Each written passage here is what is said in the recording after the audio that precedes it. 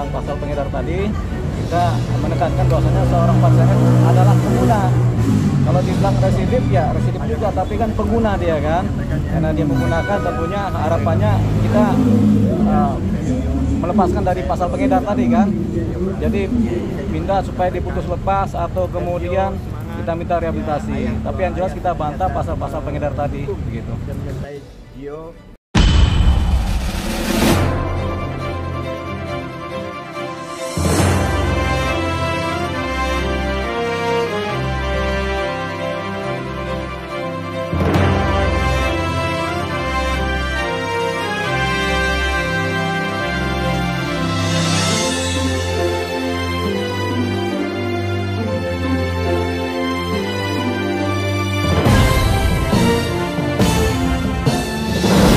alias Faris RR tidak terbukti secara sah dan meyakinkan bersalah melakukan tindak pidana sebagaimana yang dimaksudkan dalam dakwaan dan tuntutan jaksa penuntut umum.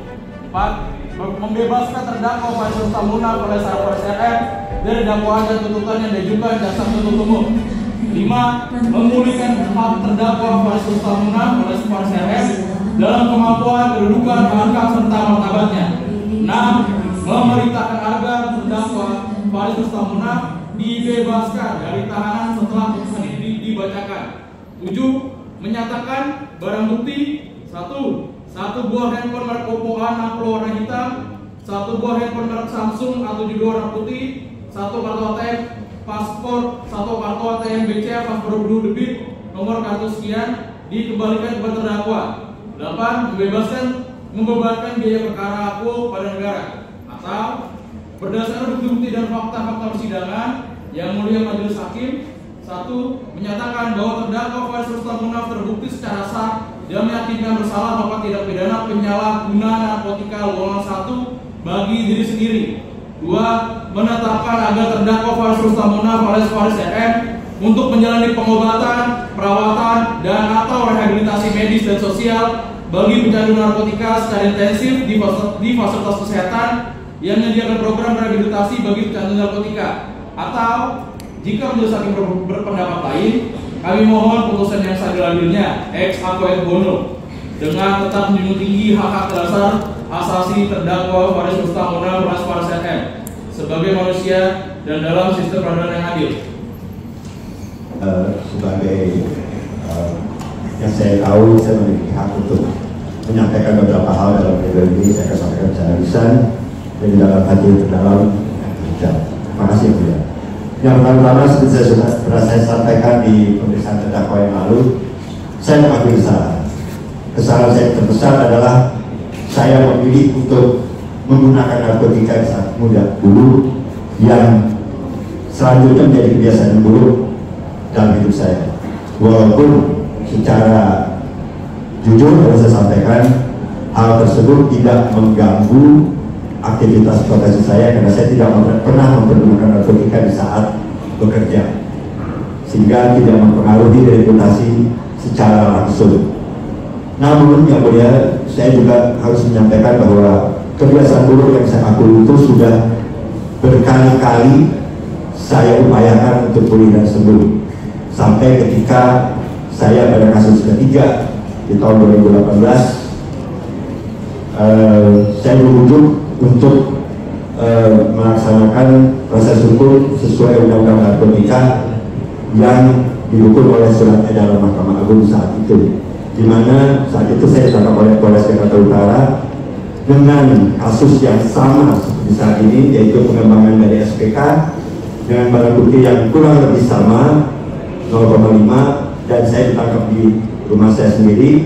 Namun oleh Polres Jakarta Utara saya langsung ditempatkan di panti rehabilitasi BNN di Indo dengan mencantumkan tersangka di kasus 127 pasal 127. Begitu juga ketika saya P21 di Kajari Jakarta Utara, saya diposisikan juga oleh Kajari untuk lanjut dengan dakwaan sesuai pasal 127, dan keputusan di persidangan saat itu Pengadilan Jakarta Utara, saya divonis untuk melanjutkan rehabilitasi selama 1 tahun yang saya jalani secara penuh saat itu. Yang mulia saya sampaikan bahwa proses rehabilitasi yang saya dapatkan di kasus tahun 2018 itu sungguh-sungguh memang sangat bermanfaat, dan saya sangat merasakan akibatnya. Saat itu di tahun 2018 saya boleh dikatakan terbebas secara sebagai pengguna aktif. Saya tidak lagi menggunakan secara aktif. Namun sebagai manusia seperti saya pernah sampaikan di pemeriksaan terdakwa bahwa saya memiliki kelemahan yang mulia. Saya akui saya memiliki kelemahan di mana saya sesekali tergelincir di saat saya mendapat gangguan tekanan psikis, saya tergelincir untuk menggunakannya lagi. Oleh karena itu yang mulia, saya hanya ingin menyampaikan dari lubuk hati terdalam bahwa saya akan menerima putusan pengadilan dalam kasus hukum saya kali ini. Saya percaya bahwa apapun keputusan hukum yang akan saya terima sebagai sanksi adalah insya Allah merupakan kehendak Allah yang memberi saya kesempatan dan peluang sekali lagi untuk saya bisa memperbaiki diri, introspeksi dan merehabilitasi diri untuk lebih sempurna sehingga saya bisa kembali ke masyarakat, ke keluarga, ke profesi yang saya tekuni untuk melanjutkan hidup sebagai manusia yang lebih sempurna lahir dan batin, yang terbebas dari kebiasaan buruk saya yang sudah menjadi kebiasaan yang buruk selama ini.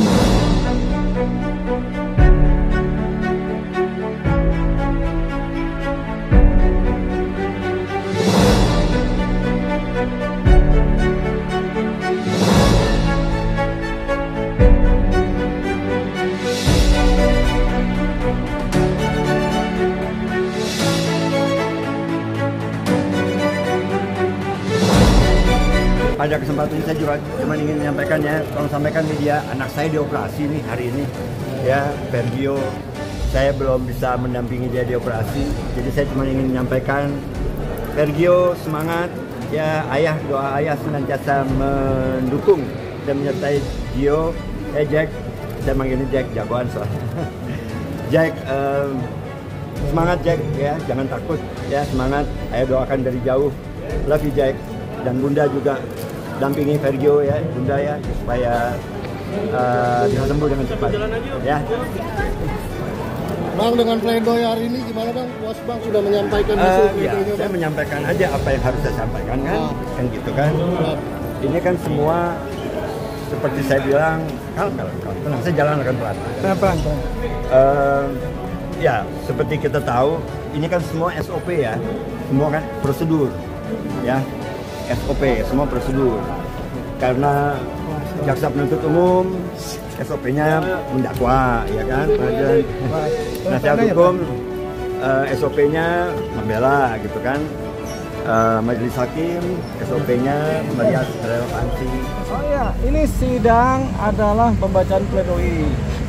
Tadi pledoi dari pengacara sudah disampaikan secara resmi, yaitu kita menuntut bebas terhadap Baris RM karena pasal-pasal yang dituduhkan adalah pengedar, tapi dia kan hanya pengguna. Makanya kita menuntut dia, kita membela dia supaya dia bebas.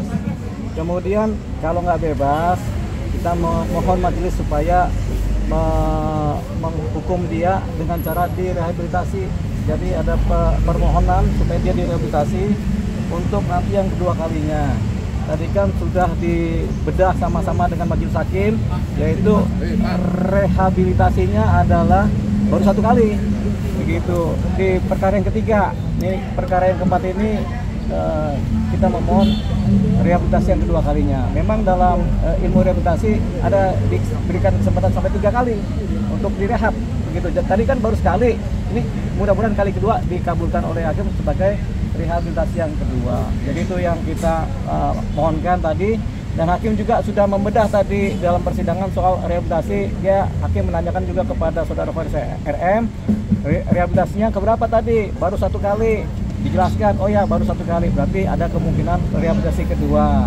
Gitu. Jadi masih ada kesempatan 2 kali lagi rehabilitasi. Itu yang kemudian dibedah tadi kan.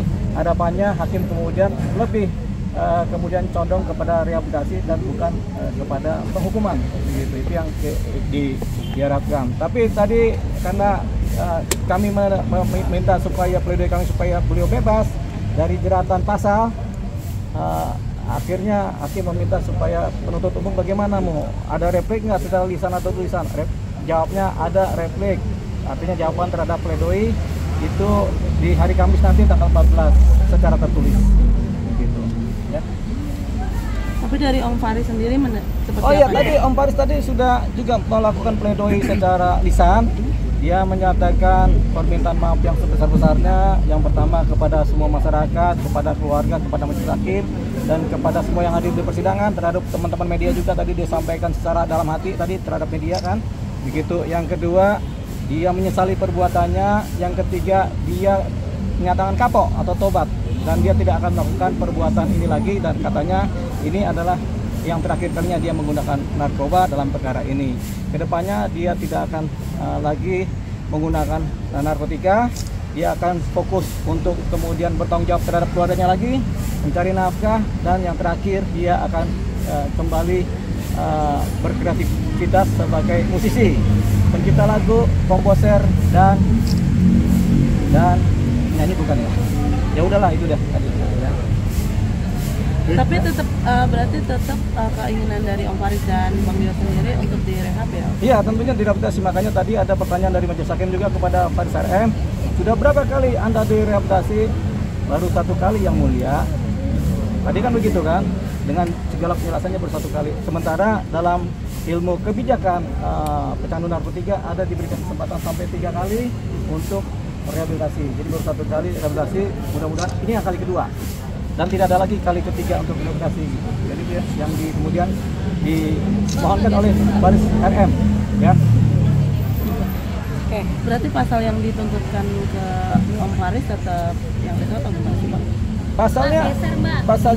Pasal yang dikenakan kepada Faris RM adalah pasal dia sebagai pengedar, gitu. Makanya kemudian kami menuntut bebas.